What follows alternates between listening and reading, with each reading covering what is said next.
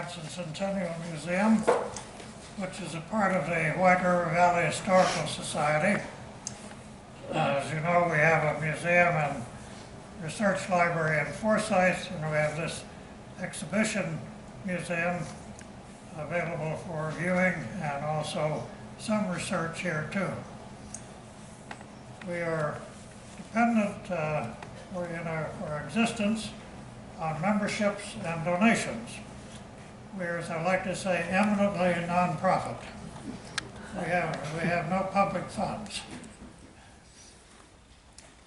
And also, among our sources of income, I could remind you that we have available in our gift shop some jewelry and other things made from crystals from the Grand Palace Theater chandelier, which many of you may have seen.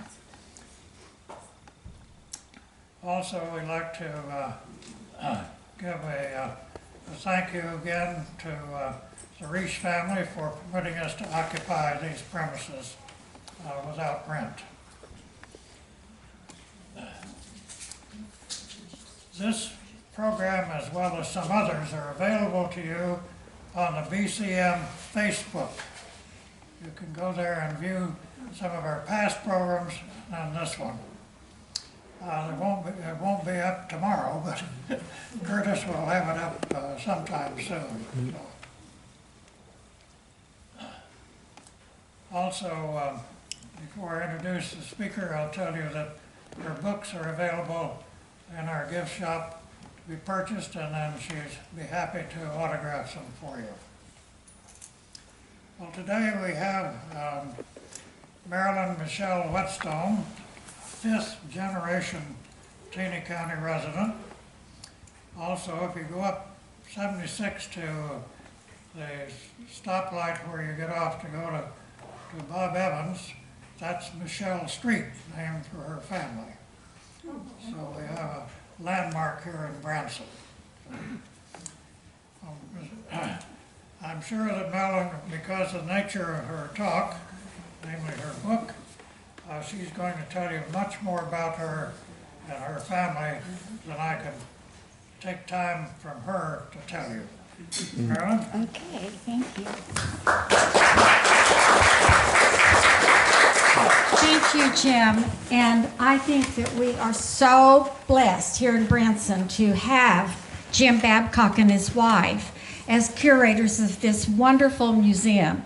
When I am in here, I'm just fascinated. I can't stop looking at things. And the fire in the high school, I was in 9th grade when that happened, and I have a lot of memories about that. And I see other things that bring back a lot of memories also.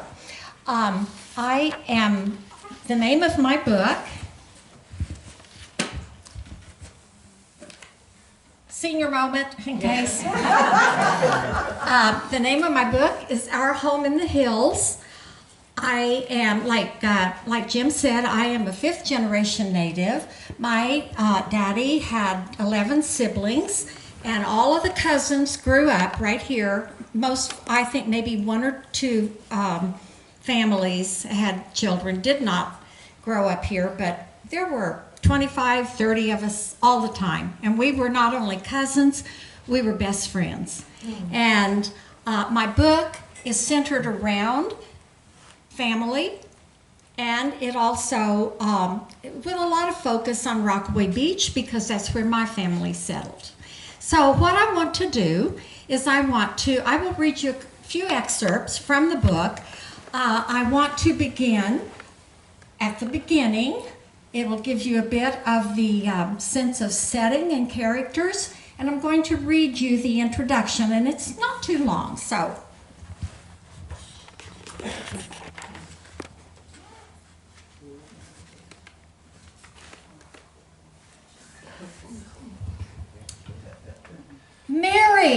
Mary, Ella fell in the well.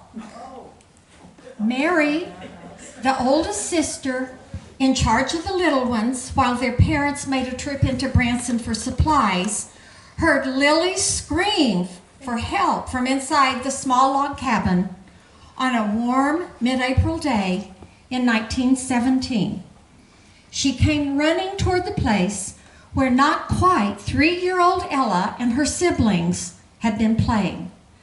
Lily, consumed with fear and anguish, shrieked in jerky sentences between sobs as she tried to explain that little Ella had tripped while close to the small well opening that was the source of the family's spring-fed drinking water. The well had been left uncovered accidentally, and little Ella lost her balance and fell into a space that one would not believe large enough for a child to slip through. The fall was instantly fatal for little Ella, not due to drowning, but because of a broken neck. Upon their return from town, Edwin and Ethel Rebecca Michel, parents of 8 children, including 3 sets of twins at the time, learned of Ella's accident. They were devastated. Heartache and despair, beyond what the human spirit seemed able to endure, enveloped the grieving family. But as many people have faced tragedy since the beginning of time, the Michels, through their deep faith in God, were somehow able to pick up the pieces of their brokenness and forge ahead. The already large family eventually became even larger, with a total of 12 children in the early years of the 20th century. They survived by perseverance, ingenuity, hard work, and God-given skills in the rugged hills of Taney County, Missouri.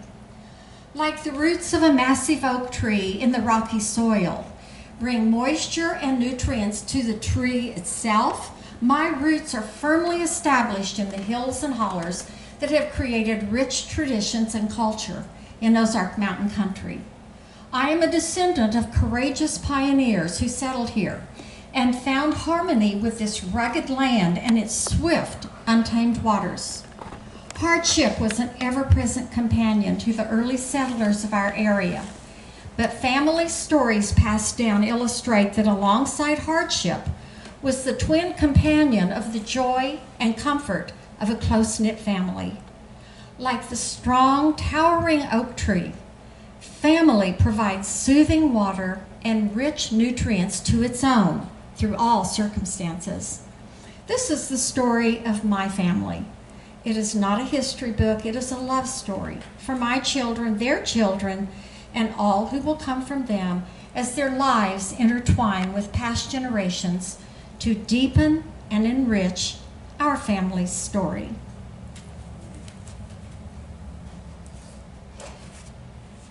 People say sometimes, why did you write a book? Well, there are a few reasons that I wrote the book, but I did want to preserve the family history for my children and grandchildren. But I also wanted to share with future generations the rich culture and history of the Ozarks, primarily in the 1950s, which were the years that I was growing up. I want to first talk about my father's family. I didn't think about that, Mr. Nicole.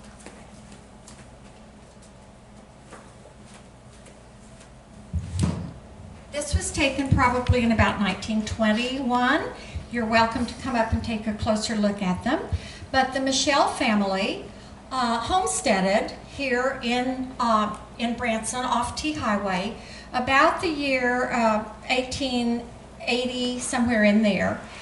And the homestead was where, well, the homestead was acquired this way. Almost 100 acres of beautiful, beautiful streams, hills, waterfalls, pasture land for 2 blind mares and a calf to boot. And my family was able to acquire that wonderful 100 acres with no exchange of money. It's still in the family today. It is owned today by Jeff and Heather Michel, where they have a wedding venue. And the log cabin, if any of you have ever been there, the log cabin is the cabin where my father, along with his 11 siblings, who grew to adulthood, were born and raised. No running water, no disposable diapers, no electricity. How did they do it? You know, but they all survived, like I said, through hard work, ingenuity, and perseverance.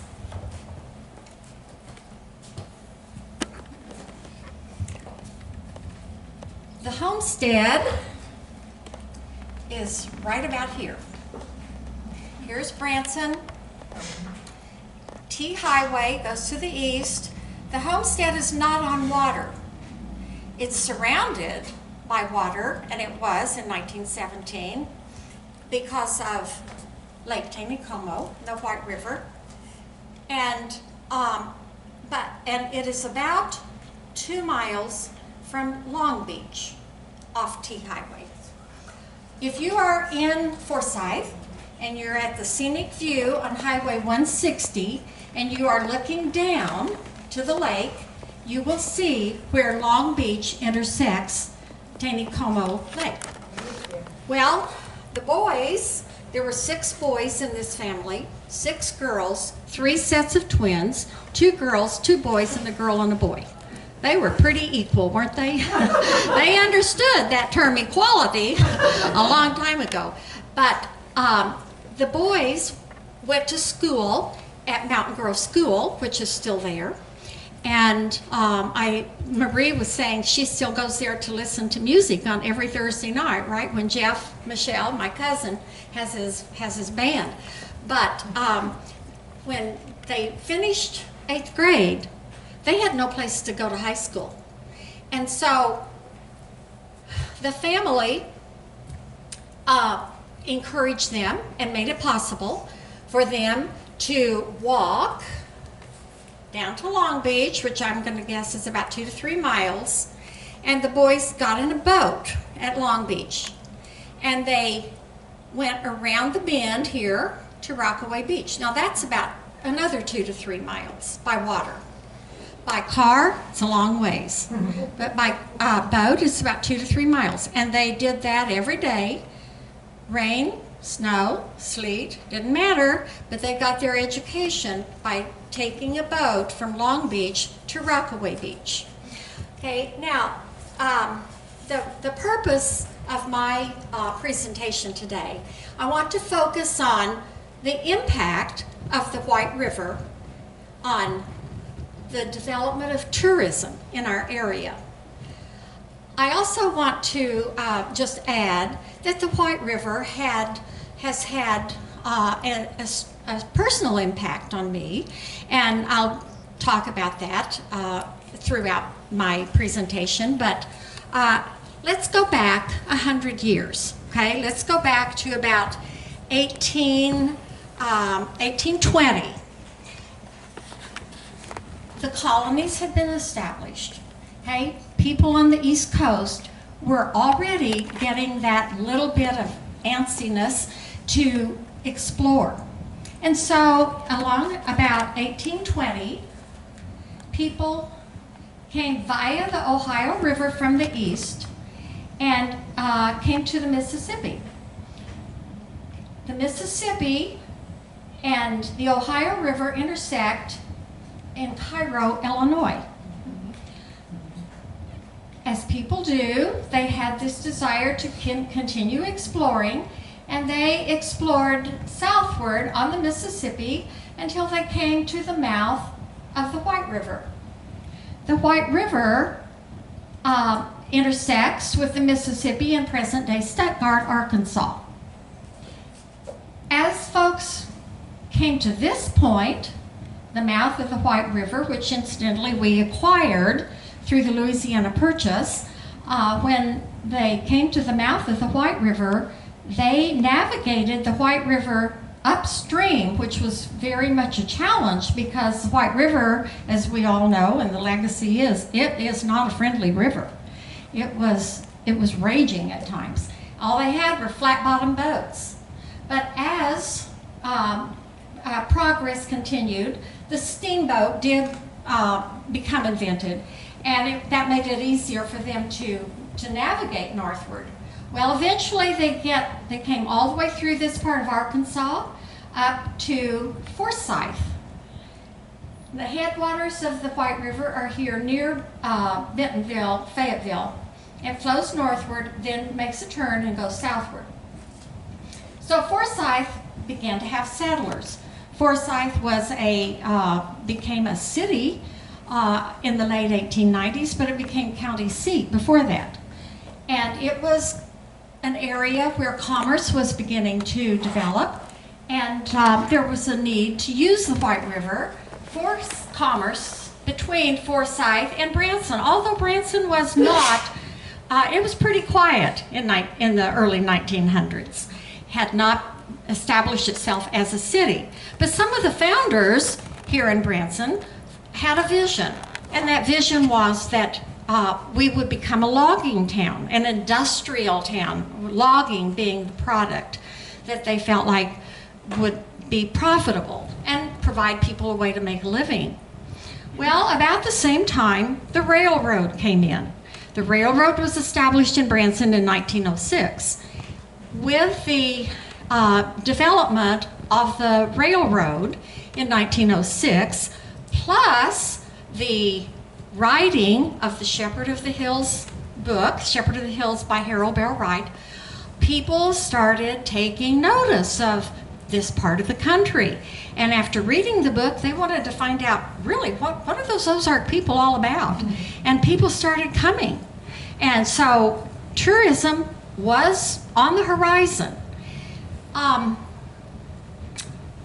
At about the same time, 1911, a need was recognized for controlling the floodwaters along the shores of the banks of Forsyth, which had settled where Shadow Rock Park is today, was where old Forsyth was.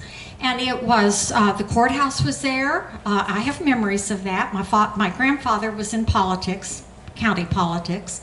And I've been to the old courthouse downtown on Shadow Rock Park. My parents were married down there in a Presbyterian church. And the city of Forsyth was getting flooded all the time. The homes were getting flooded, businesses were getting flooded.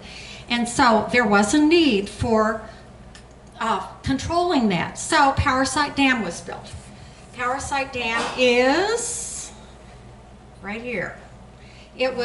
Construction on that started in 1911. It was finished in 1913. Lake Taneycomo actually filled up. It was predicted that it would take it weeks to fill up, but it actually filled up in 2 days because of a very heavy rainstorm. So in 2 days, Lake Taneycomo actually came into existence. As the new lake was being created, there was a family in Kansas City who had a vision. They had a dream. They wanted to create an upscale resort. This family was very wealthy. They had vacationed in Rockaway Beach on Long Island in New York. And they had a vision of creating a resort locally where they could escape the city and people regionally could come to an interesting, beautiful, fun place for summer vacations. So they came into what is presently Rockaway Beach, Missouri, and bought 600 acres of raw land. They were probably like the first concept of what we would call today a planned community. They had a vision for what they wanted. They started out by building little cabins, boxy type little cabins that had screened in porches, and they let their guests know that if they came to spend a few weeks, and some came to spend the whole summer, you're going to have to bring your own stuff. Bring your own sheets. You need to bring your own pots and pans. And now think they're coming in on the railroad. and then they get on a boat in Branson on the White River, down where the landing is right now, and then go over to Rockaway by water. Well, they found out that didn't work. And so they started becoming just a little bit more upscale.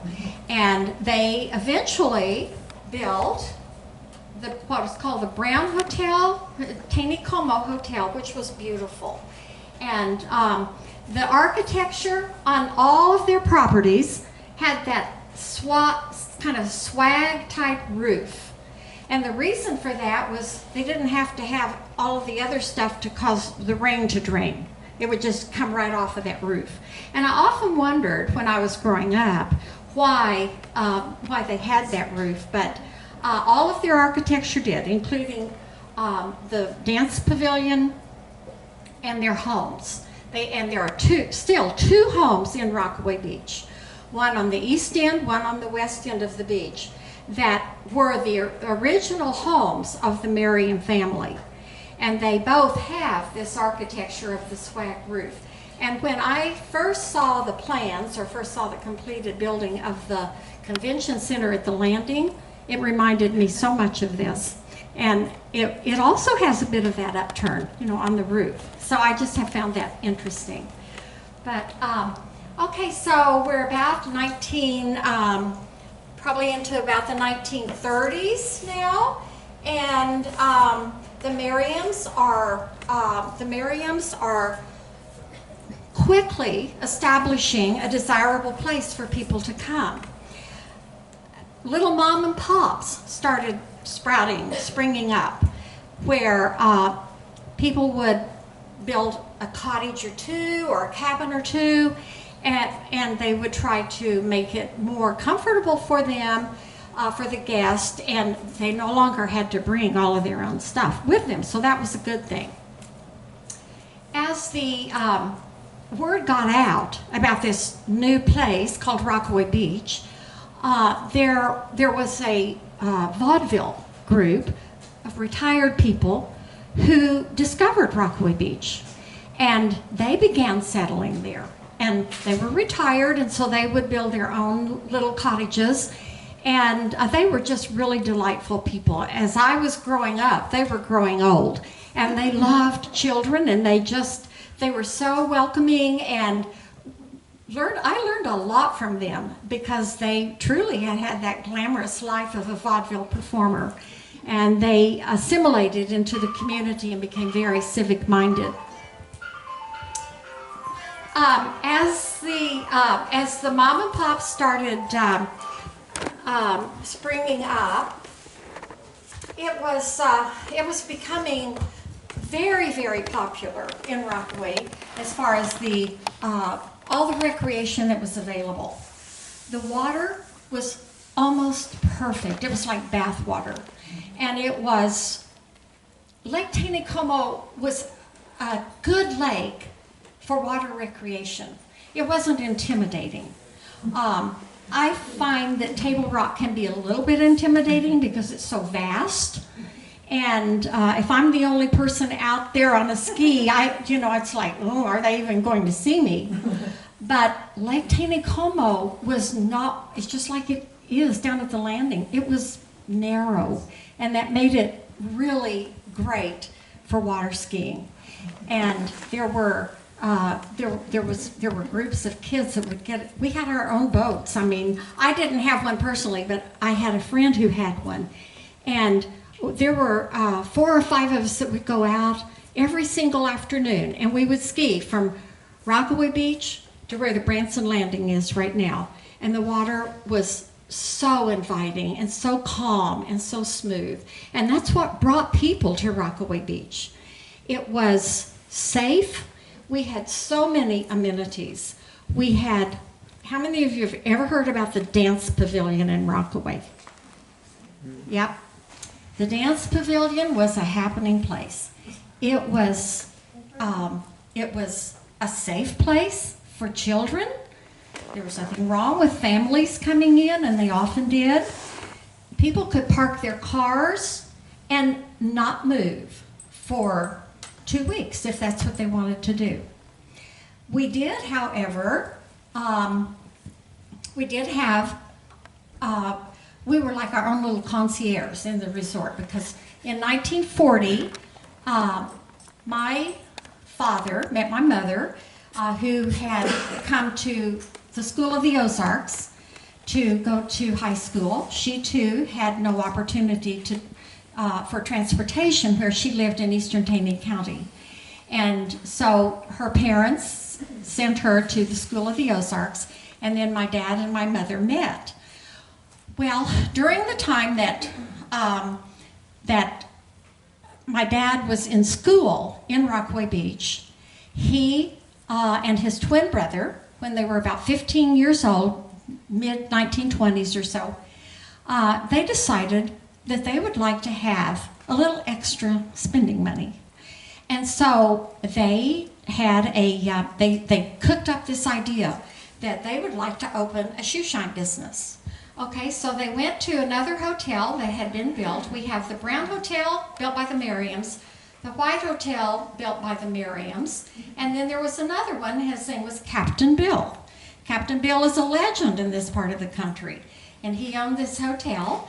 And so my dad and his twin brother, Ernie, decided that they would just go ahead and put their shoe shine business right here on the sidewalk in front of Captain Bill's hotel. So they, in their one of their two pairs of overalls, they had overalls for Sunday and overalls for the week, and they in their overalls and with a few cans of shoe polish and a few old rags, they set up their shoe shine business. Well, they forgot to tell Captain Bill. They forgot to ask Captain Bill, I should say. So he kind of observed him. He was a great guy, very strong entrepreneurial abilities himself. And he observed what they were doing, and he liked what he saw. And so he went out to them one day. And they just, they were just so embarrassed that they had forgotten to ask him for permission to set this up on his property. And so it all turned out well, but he asked them to go ahead and continue doing it, because at that time when people would take little day trips if they chose to, it was still dusty and there weren't any paved roads. So having those shined shoes when they went to the dance pavilion at night was a really desirable thing. And that was pretty much it. You play all day, and then at night everybody got dressed up in their fancy clothes and high heels, and men in their suits, and they went dancing. And so Captain Bill became an important person in my dad's life, and he eventually went to work for Captain Bill in other ways. Well, after he and my mom met and married, they decided that they wanted to make Rockaway Beach their home. And so they set out, they bought a few acres of raw land, and they, my dad and all of his brothers, being of Swiss ancestry, had just God-given talent in carpentry. And he built all of the little cottages. So and we called them cottages, they weren't cabins. A cabin was an insult to us. But the cottages they were little houses. And the slogan on all of my parents' advertising was, "Follow the leaves to your home in the hills." And that's, of course, where I got the title for my book, because our home in the hills was right there. So we had eventually 25 little cottages, and we just had, there were so many amenities that people enjoyed when they came to the area. And I want to read just another little excerpt. Okay, with its eclectic conglomeration of businesses, the beach was a vacation paradise for all ages. Now we're talking 1950s, early 1960s. The array of activities was bountiful. Among the most popular was horseback riding. 2 small family-owned businesses provided horseback riding trips. Hugh and Bob's stables on one side of the beach and Charlie and Don's on the other. They rode lakeside with a small flip spiral notebook and pencil in the front pocket of their Western-style shirts, soliciting customers for rides that took place on the hour all day long. A reservation was made verbally and written down in the small notebook, which was then tucked back into the shirt pocket. Hugh and Bob's, was a long-standing favorite. I want to skip over a little bit here. Another enchanting spot that lured many guests to get behind the wheel of their car, and sometimes it did take some extra motivation because they just wanted to stay put, and venture 2 miles from the beach up Cedar Point Hill to Taney Como Country Club in Forsyth. Occasionally, Mother, Daddy, my 2 sisters, Francie, Sherry, and I accompanied our guest to the country club, and the family spent the evening hitting golf balls from the driving range, having dinner, and dancing under the stars. The public golf course was a favorite of tourists and locals alike. We roamed freely from the restaurant to the driving range to the open-air dance arena, adorned with glittering lights, which featured live musicians and family-friendly fun under the bright moon and brilliant stars of an Ozark summer night. It was rare that my parents left the resort on a summer evening, but one of my favorite childhood memories is of watching them dance at Taney Como Country Club to one of their favorite songs, the Tennessee Waltz. Many of our guests, as the saying goes, came as strangers and left as friends. But the bond between our 2 families made the Skillmans' friendship extraordinary. After many consecutive years of spending their coveted 2-week vacation away from their furniture store in Port Arthur, Texas, the family decided that they should try a different destination. They heard from their furniture store customers and others that Hawaii was the dream vacation. So they didn't come to Rockaway one year, but went to Hawaii for 2 weeks. The next summer, when they arrived back in the Ozarks, they said, nope, that was not for us. They spent many subsequent vacations in Rockaway Beach at Michelle's cottage court, enjoying their home in the hills.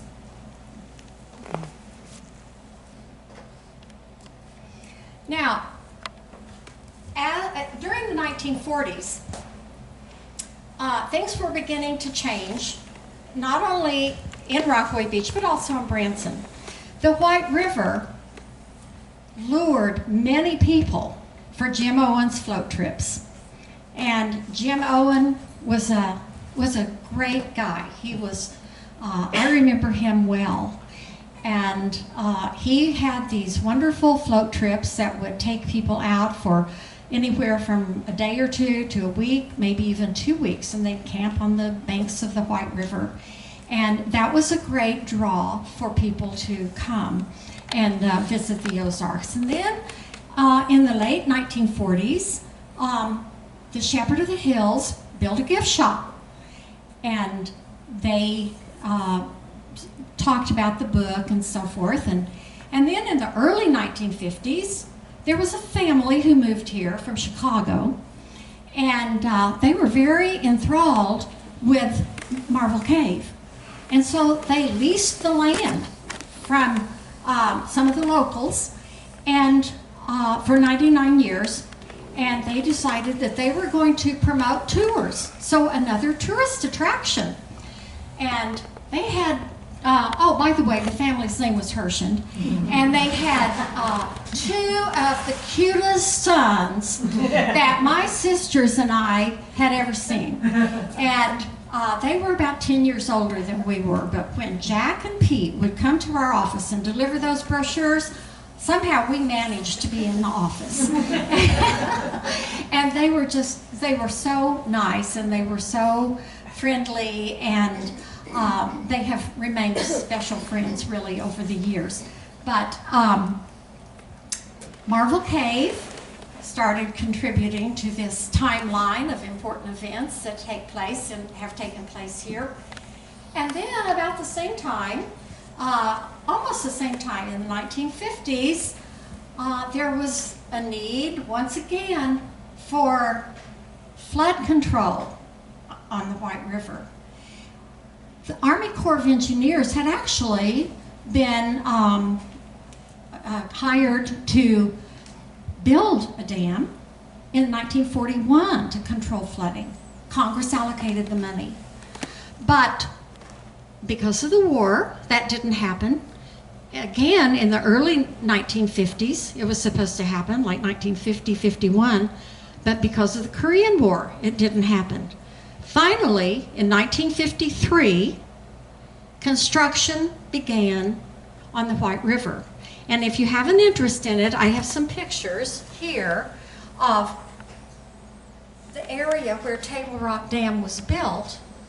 Just the raw land there, and then this is their housing area. They built houses for people who came, some of the people who came to work on the dam. It was Morrison Knudsen Company that came.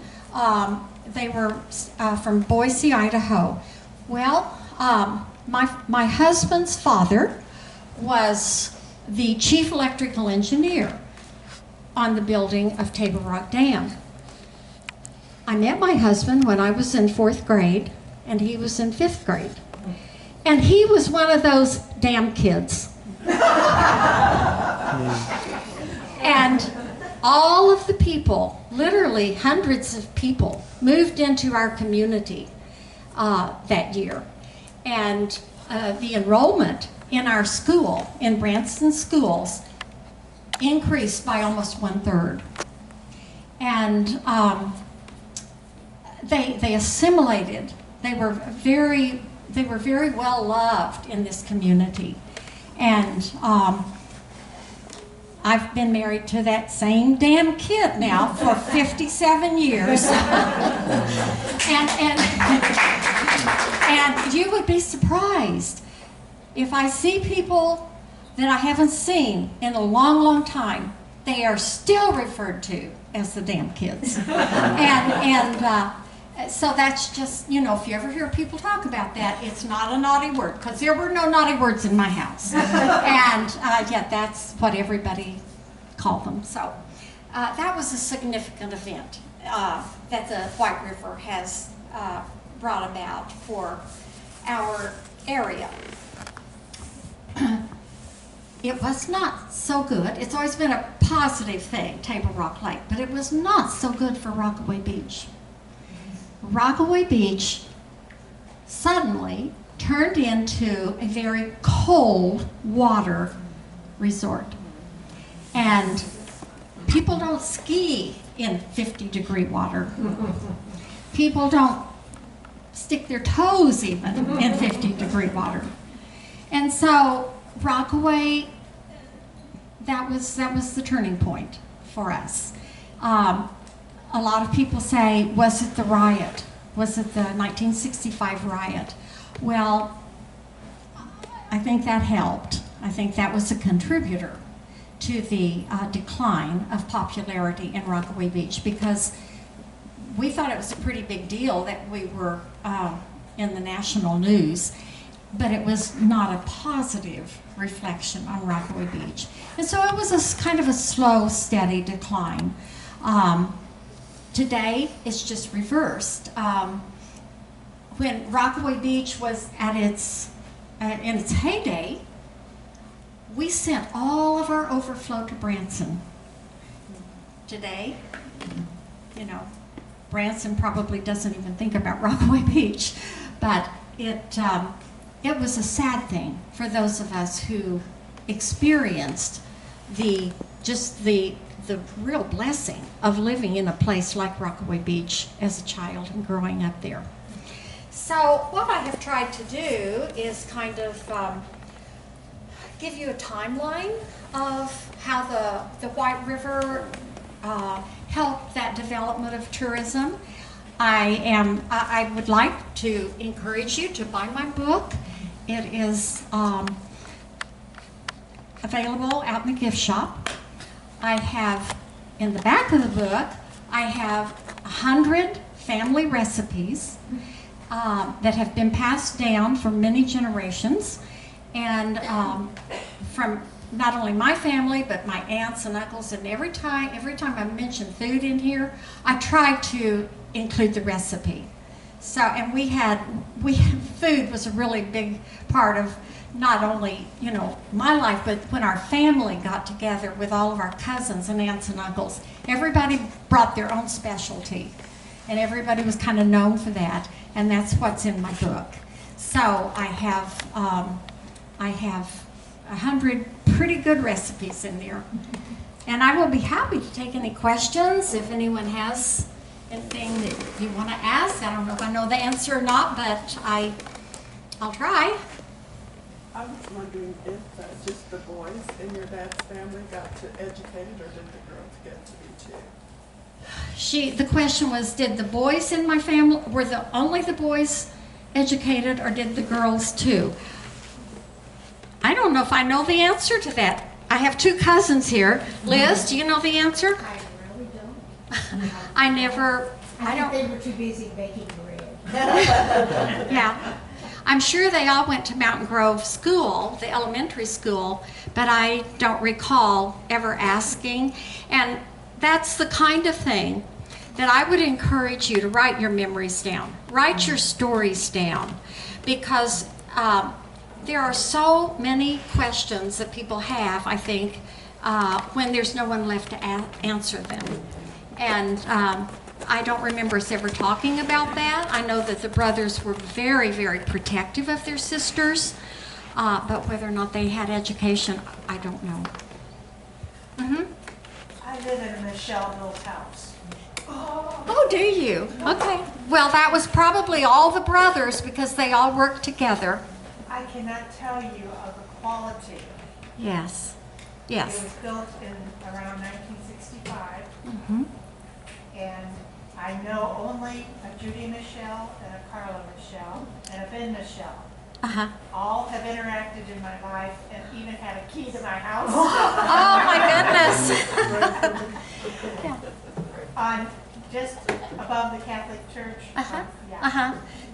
That whole section of, that whole neighborhood was Tell me developed. the relationship from where you were talking about in Forsyth, family-wise? The homestead? Yeah.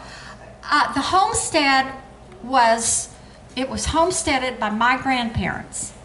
And You and the, I grew up in about the same time, and I swam in the White River when it was warm, yes, before it turned cold. yeah, So yeah. I'd But, like to talk more to you about okay, that sure, because of the connectedness. sure. Be happy to.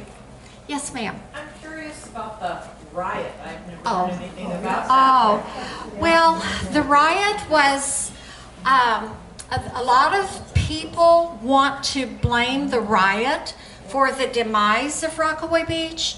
The riot was it was July 4th, 1965, and it was really blown completely out of proportion by the media. Have we ever heard of that? And it was What was the basis of it? the rumor, I'll put it that way, the rumor was that the motorcycles were Hell's Angels, and that the Hell's Angels were coming into Rockaway and they were going to destroy everything. Well, they really weren't the Hell's Angels. They were college students, and they were good college students. They were from Springfield, St. Louis. They were good families. They were not bad kids. It just got out of hand. And there were, I've heard different stories about, I was actually there that weekend. David and I were newly married, but we had come back from Little Rock, where we were living, to visit family, and we were there, but we didn't even know that a riot was taking place. It just got totally blown out of proportion. I do have one picture up here that if you're interested in, I think it's just so hysterical. It's a pickup truck, and it has Michelle's Court written on the sides there, and my dad and the sheriff had all of those college kids piled into that pickup, and they drove them to Forsyth to the jail. And my dad was not a mean person at all, but he thought that was, you know, somehow the sheriff had said, well, we need transportation, and so all those kids, I mean, it's just unbelievable that they would even do that because of the safety aspect of it. Yeah, they had their seatbelts on. Oh, yeah, they didn't have any seatbelts on, that's for sure. But it did cause the demise in a lot of ways. A lot of things contributed. The cold water, then the riot and the bad media, leadership dying and no new leadership emerging. The wonderful Table Rock Lake, Silver Dollar City, all of those things. So, who can say what one thing? You know? Yes. Can you explain more about the roof line that you're describing? Yes, I'll try. I have an article in one of the White River Valley quarterlies. This is from 1963, and there, I believe this is the one that had this. This has, okay. This is what I have. Willard Merriam, a member of the firm of Merriam Ellison Benton Realty and Insurance Company in Kansas City, learned of the plans for the Empire District Electric Dam to be built in Taney County. Okay, that is going ahead and telling about what I just told you about. Let me see if I can find this part where it talks about the roof.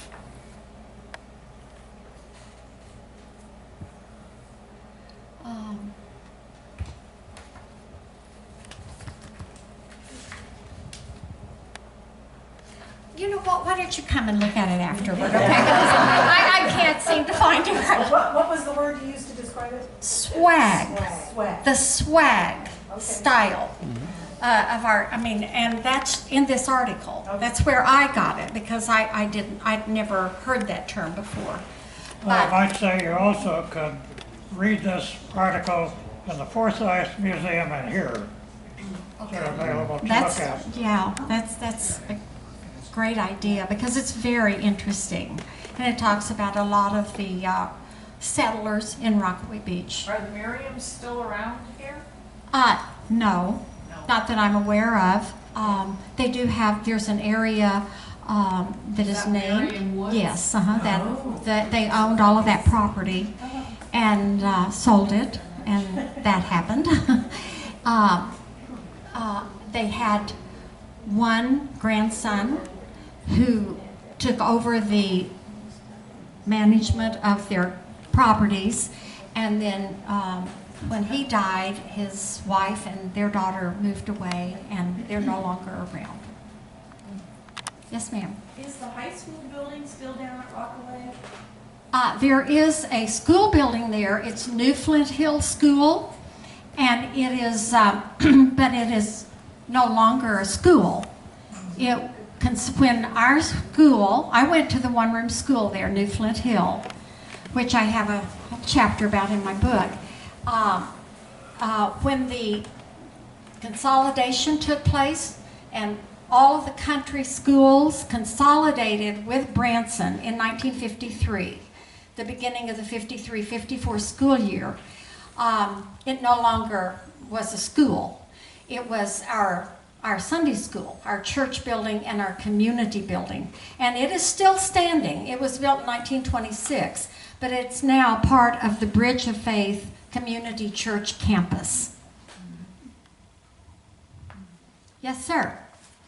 Was it part of your family that owned and ran the Michel restaurant? Yes, that was one of my dad's brothers, Lee Michel. I don't have a question, but if they're interested in some of the things that Michelle's built, I was out at the cemetery yesterday on 76th, and the stone pillars as you enter and exit, and the roundabout in the center that has the big Lord's Prayer on it. My dad built all of that, did all that rock work. In case you didn't hear what she said. Living in Michelle House. Right. Which I am. It was built in the early 70s, and there's not a crack in any of the rock or anything. Yeah. They did have a reputation for being. Ernie Michel was a contractor here. Ernie was my father's twin, and they did have a very good reputation. Some of you probably know June Hartley, and of course she moved into the home that Ernie and his wife built for themselves. And she tells the story, of course June is no longer with us, but she told the story of how when they bought their home from Uncle Ernie, it was strictly on a handshake. And she said that doesn't happen much anymore. So. Any more questions? Marilyn, I met my husband at that dance crew. Oh! Did you? Yeah, they had It a live was. band playing In the Mood. Yeah. Well, I talk quite a bit about the dance pavilion in my book because it was just such a wonderful place, you know, and for adults, teenagers, even little children. And we also had an open air bowling alley. How many of those have you seen in your lifetime?